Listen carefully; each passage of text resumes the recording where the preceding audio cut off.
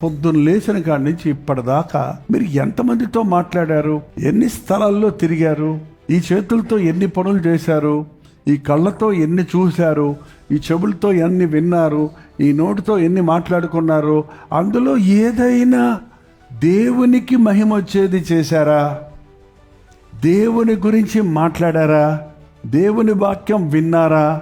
ప్రభు చూసినప్పుడు ఆ జనాన్ని వారు కాపరి లేని గొర్రెలుగా ఉన్నారని కనికరపడి వాళ్ళకి బోధించేవాడు, వాళ్ళు స్వస్థపరిచేవాడు. మన కన్నులు ఏం చూస్తున్నాయి? బాధల్లో ఉన్న వాళ్ళని, శ్రమల్లో ఉన్న వాళ్ళని చూస్తున్నాయా? లేకపోతే ఆకర్షణగా ఉన్న లోకంలో ఉన్న ధనవంతుల్ని, గొప్ప మంచి కారు వెళ్తుంటే అబ్బా భలే ఉంది వీళ్ళ కారు చూస్తారు.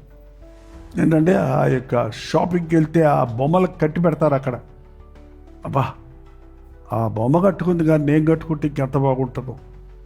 ఈ ఆలోచనలతోనే పొద్దునుంచి లోకము దాని నటన, లోకము దాని ఆశ గతించిపోతుంది. లోక ఆకర్షణలకు లొంగకూడదు. నువ్వు లొంగకపోయినా పొగాకు కంపెనీ నుంచి బయటకు వచ్చావంటే నీ ఏ వాసన వస్తావో తెలుసా? పొగాకు వాసన వస్తావు.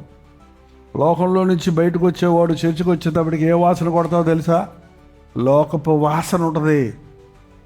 వాసన అంటే లోపలికి వెళ్తేమో కానీ దాని ఎఫెక్ట్ కనపడుతుందండి. అందుకే శుద్ధి చేసుకుంటాం దేవుని సన్నిధికి వచ్చి.